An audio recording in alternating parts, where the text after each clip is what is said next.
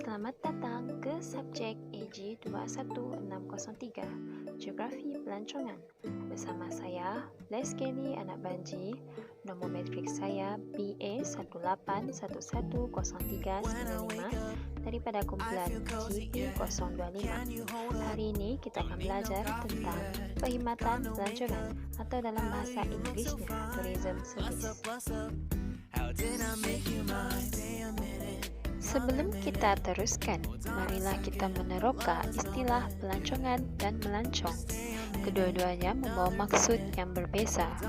Menurut Kamus Dewan, pelancongan berasal daripada perkataan lancong atau melancong yang membawa maksud melawat sambil melihat-lihat. Dalam bahasa Inggeris, pelancongan diertikan sebagai tourism, manakala melancong diertikan sebagai travel atau journey. Melancong juga didefinisikan sebagai meninggalkan tempat tinggal menuju ke sesuatu destinasi dengan tujuan tertentu dan berhasrat untuk kembali semula ke tempat asal. Manakala pelancong pula diertikan dengan orang yang bermusafir ke sesuatu tempat dengan tujuan tertentu dan tidak bertujuan untuk berhijrah atau bekerja di tempat tersebut. Perkhidmatan merupakan komponen yang penting dalam industri pelancongan di sesebuah negara. Ini kerana faktor penentu kepada kemasukan pelancong di sesebuah tempat pelancongan berkait rapat dengan komponen perkhidmatan yang ditawarkan oleh industri pelancongan tersebut.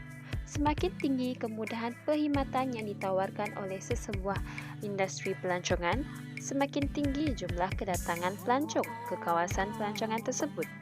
Perkhidmatan meliputi segala bentuk kemudahan yang digunakan oleh pelancong semasa berada di destinasi pelancongan. Elemen-elemen perkhidmatan diperlukan oleh pelancong di destinasi pelancongan yang mereka lawati adalah untuk menyokong mereka menjalani kehidupan sepanjang mereka berada di destinasi pelancongan. Di Malaysia, sektor perkhidmatan merupakan penyumbang ketiga terbesar kepada keluaran dalam negara kasar KDNK selepas sektor pembuatan dan pembinaan. Sektor ini menyediakan berbagai peluang pekerjaan dan penyumbang besar kepada guna tenaga negara selain berkeupayaan mengurangkan defisit dalam imbangan pembayaran. Antara subsektor perkhidmatan utama penyumbang kepada ekonomi negara adalah sektor pelancongan. Sektor perkhidmatan pelancongan terdiri daripada jaringan hubungan yang kompleks antara pelbagai pihak, misalnya kerajaan, pihak swasta, agensi-agensi pelancongan dan pihak peruncitan yang memainkan fungsi masing-masing.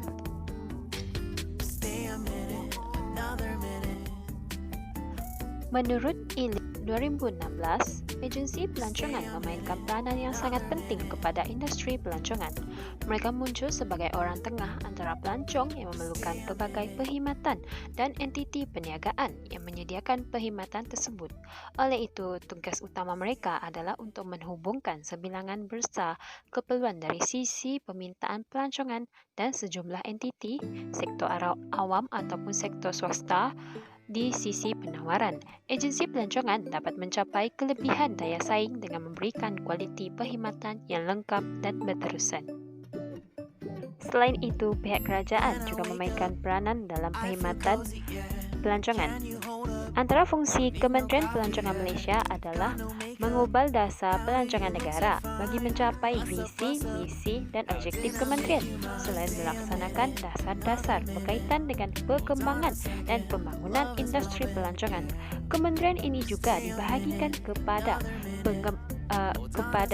pengurusan tertinggi, beberapa bahagian dan unit serta beberapa jabatan dan agensi di bawah seliaannya seperti Tourism Malaysia, Jabatan Kebudayaan dan Kesenian Negara JKKN, Lembaga Pembangunan Seni Visual Negara dan banyak lagi. Antara usaha yang dijalankan oleh pembangunan industri pelancongan oleh kerajaan adalah melalui program pelancongan, menyediakan kursus pelancongan, tabung dan insentif seperti menggalakkan cukai kepada syarikat-syarikat pengusaha pelancongan yang mengendalikan pakej pelancong dengan membawa pelancong asing ke Malaysia dengan bilangan yang ditetapkan, skim bantuan kebudayaan, menyediakan bantuan kewangan dan hemat nasihat kepada BBK seni, dan budaya supaya industri pelancongan semakin berkembang. Selain daripada kerajaan merangkap usaha-usaha untuk perkembangan industri, sektor swasta juga turut sama dalam usaha tersebut supaya matlamat dapat dicapai.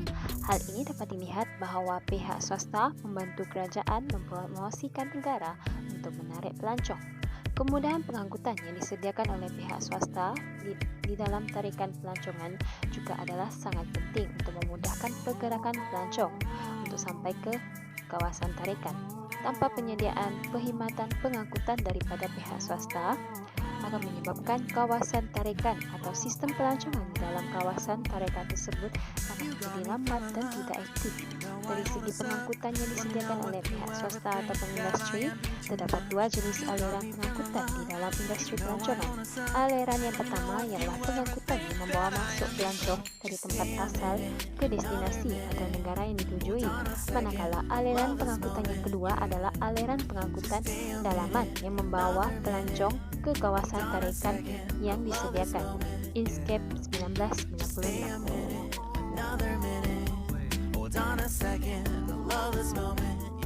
Seterusnya, sektor runcit mempunyai potensi untuk meningkatkan lagi pembelanjaan pelancong di negara ini.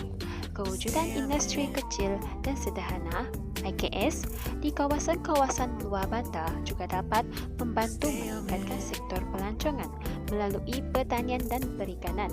Kita sedia maklum bahawa IKS memerlukan bahan-bahan mentah seperti untuk proses pengeluaran kilang mereka.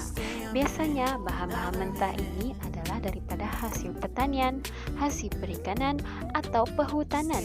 Tamsilnya, kilang membuat keropok memerlukan hasil tangkapan laut, manakala kilang kerepek pula memerlukan hasil pertanian seperti ubi, keladi, pisang, jagung dan lain-lain. Secara tidak langsung, aktiviti pertanian dan perikanan turut meningkat di kawasan tersebut hasil daripada bantuan daripada kewujudan industri kecil dan sederhana. Hasil pertanian sara diri penduduk kampung yang selama ini sukar untuk dipasarkan kini telah menjadi rebutan para pengusaha IKS untuk menarik lebih ramai lagi pelancong untuk datang ke negara ini. Kesimpulannya, sektor perkhidmatan pelancong sememangnya terdiri daripada jaringan hubungan yang kompleks antara berbagai pihak dan setiap pihak memainkan fungsinya yang tersendiri. Dan ini adalah merupakan rujukan yang saya guna untuk menyiapkan tugasan ini. Dan di sini saya ingin mengucapkan terima kasih dan minta maaf andai ada tersilap kata ataupun bahasa.